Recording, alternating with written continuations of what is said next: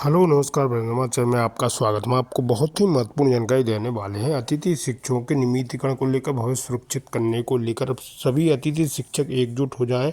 एक बड़ा आंदोलन होने वाला है। भोपाल में आमरण अनशन करेंगे। अतिथि शिक्षक अपनी नियमितीकरण की मांग को लेकर भोपाल में बड़ा प्रदर्शन करने वाले हैं। इसको लेकर रूपरेखा तैयार कर ली गई हो। सभी संगठनों को एकजुट होने के लिए बोला गया और अतिथि शिक्षक अपनी सिर्फ एक ही मांग रखेंगे कि इनकी विभागीय परीक्षा लेकर इनका नियमितीकरण किया जाए, भविष्य सुरक्षित किया जाए। इसको लेकर अतिथि शिक्षक आंदोलनरत हो जाएंगे। मैं इसके संबंध में पूरी विस्तार से जानकारी देने वाला हूँ। क्या कहना है रविकांत गुप्ता जी का, और अतिथि शिक्षकों को लेकर क्या रूपरेखा तैयार की गई और शासन प्रशासन क्या कर रहा है, अतिथि शिक्षकों को लेकर क्या योजनाएं बनाई जा रही है, वो अतिथि शिक्षकों की जो नियुक्ति हुई थी उसमें क्या अड़चने आ रही, इसके संबंध में विस्तार से जानकारी देने वाला हूँ। लाइव वार्ता सुनाने वाला हूँ। वीडियो बने रहे, वीडियो पूरा देखें। वीडियो अच्छा लगे तो लाइक और चैनल को सब्सक्राइब जरूर करना। अपडेट पाने साल में साल गुजरते गए, नए नए अधिकारी आते गए, लेकिन हमारा और आपका भविष्य, हम और आप जहां थे आज भी वहीं पे, जैसा पहले चलता आ रहा था आज भी हमारे हो गए हैं। अब ये हमें अपनी नौकरी बचाने के लिए अपने ही व्यक्ति से दुश्मनी करनी पड़ रही है। जिस साथी साथ में हमने 10 साल बिताए और आज उसमें से एक को बाहर होना है, तो सामने वाले की ओर हम बड़े ही उम्मीद से देखते हैं कि क्या शायद हमारे लिए कुर्बानी दे दे। पिछले 18 साल में लगभग 4 से 5 आयुक्त और 2 से 3 सचिव आ गए, लेकिन आज तक हमारी और आपके भाग्य की रेखा जहां की तहां लटकी हुई है। उसका कारण क्या है? कहीं ना कहीं आम अतिथि शिक्षक से लेकर के वो सभी पदाधिकारी जो नेता बन के बैठे हुए हैं। पिछले 10 साल से डीपीआई मनमानी आदेश निकालता रहा। पिछले 12 साल से मैं भी संगठन का हिस्सा हूं और मैं भी देखते हुए आ रहा हूं।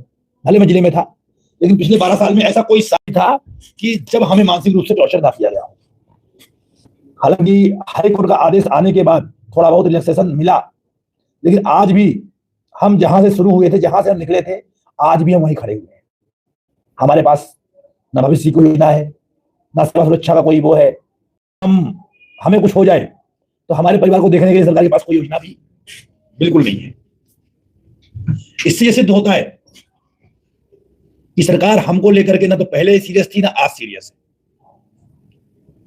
आज भी हर वर्ष की बात, आज भी वही हाल है कि लगभग 10,000 से अधिक लोग ज्वाइनिंग के लिए तरस रहे हैं, लेकिन दिक्कत वो भी हमें लड़के तड़पा के दिया जा रहा है।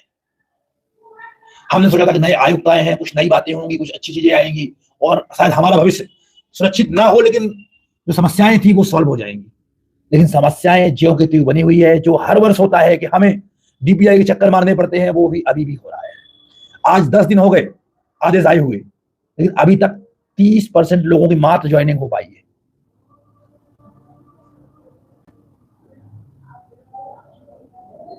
हम अपने ही प्रदेश में पराजय से हमारे साथ व्यवहार हो रहा है। जिस स्कूल के हम शिक्षक थे, वहां के बच्चे पूछते हैं कि सर आप कब आएंगे, सर इस साल आपका नहीं हुआ क्या?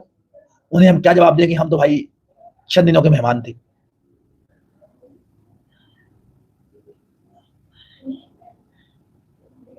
वर्तमान में 90% मैथ साइंस वाले जो बेचारे पिछले 10 साल से स्कूलों में अपनी सेवाएं प्रदान कर रहे थे, PTI, art and craft, short term वाले, रिजर्व पद वाले, कितने सारे लोग परेशान पड़े हुए हैं। साथ में लगभग जो 7 से 8 हजार लोग इस नई भर्ती से बाहर हो गए, सभी के हाल क्या होंगे वो तो उनका मन ही जानता है। और इस चीज को मैं अच्छे से फील कर सकता हूं, क्योंकि कभी हमारे साथ में भी ऐसा हुआ है। और वो हर दिन शिक्षक इस चीज को फील कर सकता है कि जो बाहर बैठा हुआ है, उसके मन में आज क्या गुजर रही होगी। जो व्यक्ति सत्र शुरू होने के पहले ही स्कूल से बाहर हो गया, और अभी जो ज्वाइन हो गए हैं, बिल्कुल खुश मत होना, बिल्कुल इतनी खुशी मत मान के चलना कि अब तो हम लग गए, हम तो बिल्कुल 1 साल के लिए जगह फिक्स हो गई, क्योंकि बहुत ही जल्द प्रमोशन होने वाले हैं। शायद आप लोगों को पता होगा कि प्रमोशन की प्रक्रिया शुरू हो चुकी है और अगस्त के फर्स्ट वीक में वर्ग 3 का रिजल्ट आने वाला है, और फर्स्ट वीक में रिजल्ट आने के तत्काल बाद अक्टूबर तक वर्ग 3 की भर्ती भी पूर्ण करने का चल रहा है डीपीआई के अंदर। मतलब जो ज्वाइन भी हो गए, इस चीज को लेकर बिल्कुल मत बैठना कि हम तो सेफ हो गए, हमारा क्या होगा।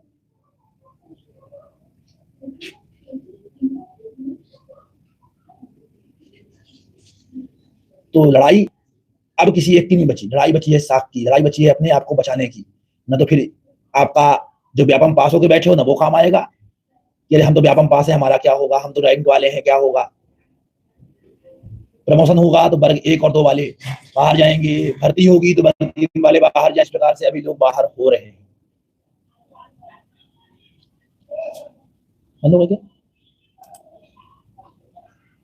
तो सभी लोगों का अब दायित्व बनता है कि जो एक आह्वान हमने किया है डीपीआई घेराव का, शायद हमारे इतिहास में, अतिथि शिक्षक के इतिहास में पहली बार ऐसा होने जा रहा है कि डीपीआई घेराव की प्लानिंग मैं कर रहा हूं।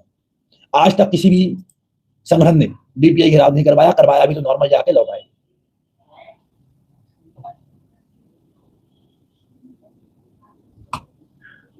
सभी लोग मंगलवार को दोपहर 12 बजे डीपीआई पहुंचेंगे और डीपीआई गेट के अंदर कोई नहीं जाएगा, ये ध्यान रखेंगे।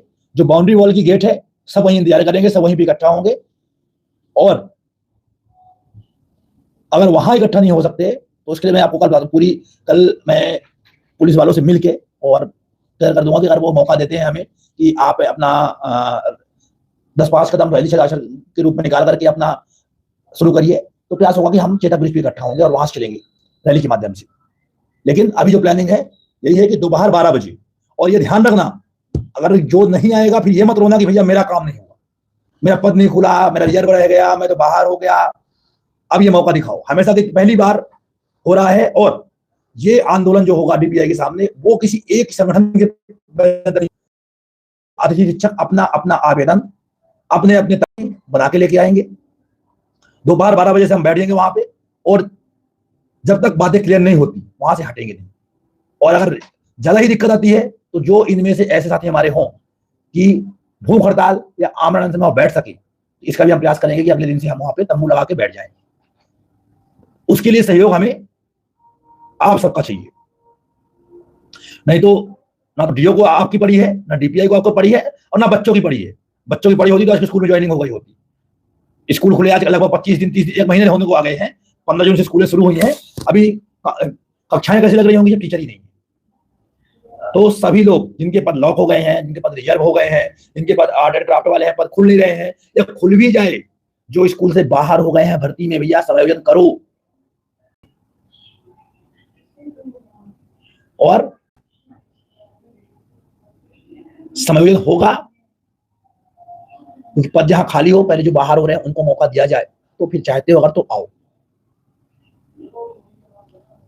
पूजा खन्ना कमेंट में पढ़ रहा हूं, मैं वही बोल रहा हूं कि अगर आप चाह रहे हो कि जो बाहर हुए हैं उनको वापस मिलेगा ही काम। आज जो अभी हाई कोर्ट ने भी ऑर्डर किया हुआ है, तो अगर चाहते हो तो एक बार डीपीआई के सामने आओ, डीपीआई क्या जवाब देती है, इसके बाद अपन लोग हाई कोर्ट की ओर भी चलेंगे, सुप्रीम कोर्ट की ओर भी चलेंगे। लेकिन उसके पहले एक बार डीपीआई का खिलाफ होना चाहिए। कोई रहे ना रहे, मैं आगे खड़ा रहूंगा, मेरा वादा है। और जब तक आपका सहयोग रहेगा तब तक वहां से हटेंगे नहीं, यही वादा है।